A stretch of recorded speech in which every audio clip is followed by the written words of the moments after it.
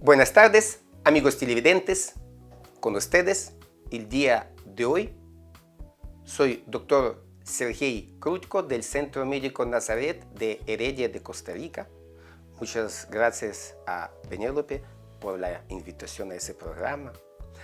Y vamos a compartir hoy otra vez las informaciones nuevas sobre asuntos muy actuales en lo que es salud, familia, prosperidad, formación de los hijos.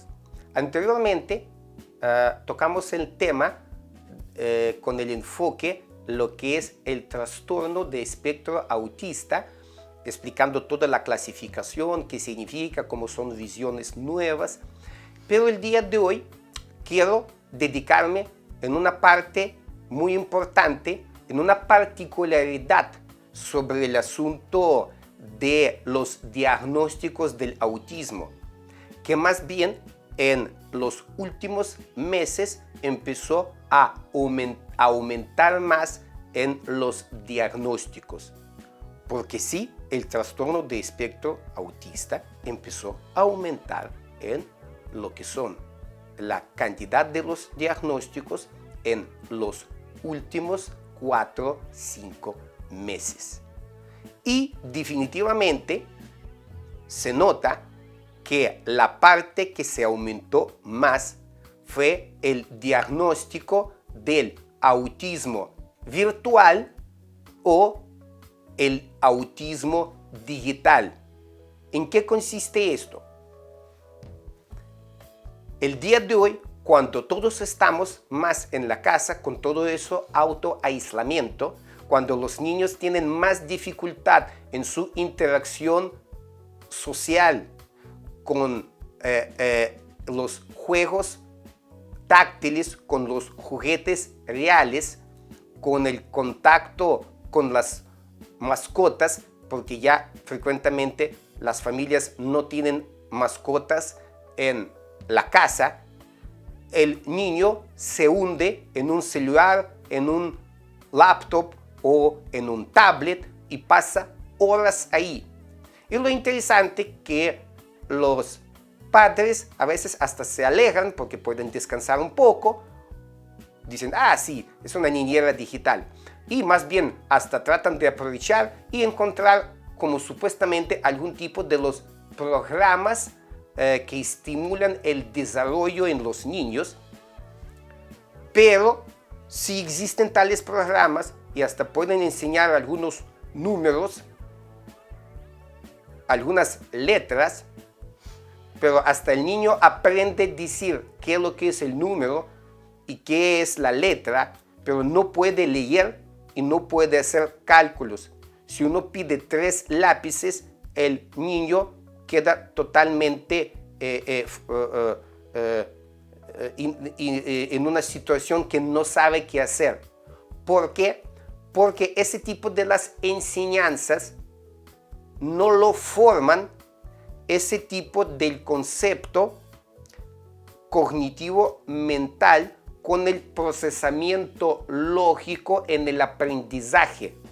Solamente es el asunto de una sensación del impacto momentáneo.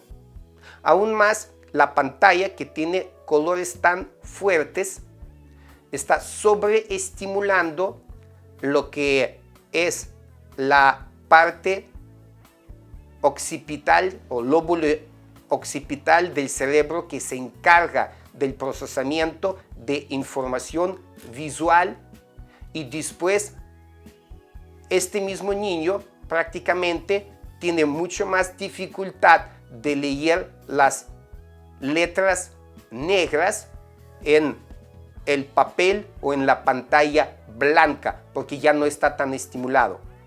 Entonces, al final, es muy interesante que el niño empieza a formar un cuadro clínico que está muy semejante a lo que es el trastorno de espectro autista.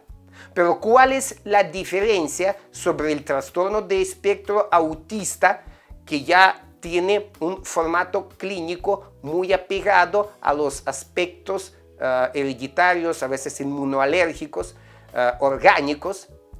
Este autismo digital o virtual es funcional, porque ya realizaron varios estudios y lo encontraron.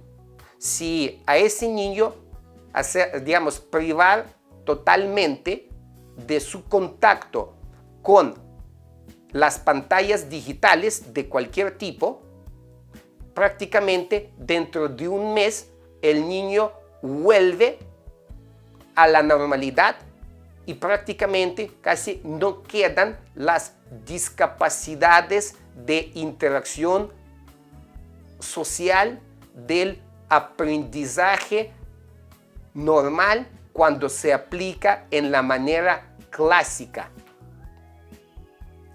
Entonces, el mensaje del día de hoy: amigos, tengan cuidados en las formaciones de sus niños.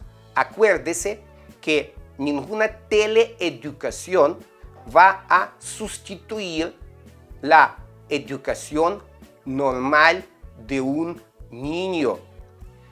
Si ustedes ya se sienten agotados o que ustedes no sienten suficientemente capacitados para que ustedes mismos pueden enseñar a su hijo lo que tiene el programa escolar, es mejor solicitar los servicios de un pedagogo, en el mejor caso a un psicopedagogo o psicopedagoga que sabe hacer esto. Pero definitivamente la educación virtual nunca nos va a generar el mismo grado de aprendizaje que la forma que conocimos hasta el día de hoy. Y esto no solamente sucede con los niños escolares, esto sucede igual con los niños colegiales. El experimento fue también otro experimento muy interesante, que a los niños hicieron varios test y un grupo fue privado totalmente de los celulares, otro tenía permiso de tener el celular a la par en escritorio, pero sin derecho de usar.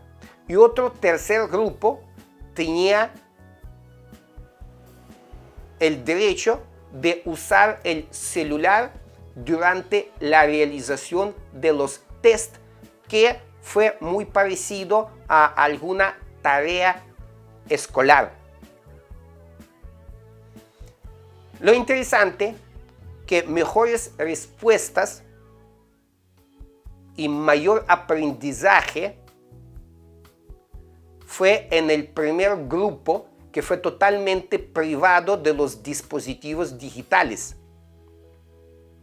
El segundo grupo, que fue un poco menos en su puntaje que el primer grupo, fueron grupos de las personas que no tuvieron que utilizar el celular, pero que siempre estuvieron observando con una dependencia psicológica a ese celular.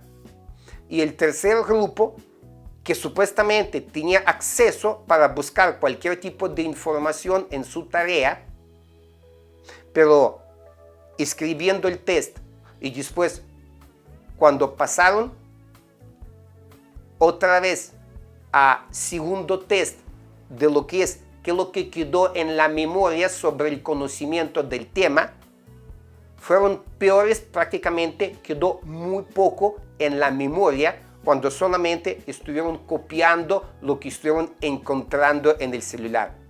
O sea, el test exactamente consistía en que primero uno hace la tarea y después tiene que repetir, pero ya sin uso de los dispositivos. Y ahí definitivamente se notó que menos uso de accesorios digitales logró dar más resultado en el aprendizaje. Entonces, quiero que quede claro el mensaje. Nunca nadie, ningún robot tiene que sustituir a un profesional en educación, porque es un proceso humano y que siempre tiene que quedar muy personalizado. En medio de esta interacción debe existir un apego emocional. El niño tiene que ser estimulado en la manera individual por el pedagogo que sabe cómo hacer. Muchas gracias. Con ustedes, Dr. Sergey Krutko, neurólogo de Centro Médico Nazaret de Heredia de Costa Rica.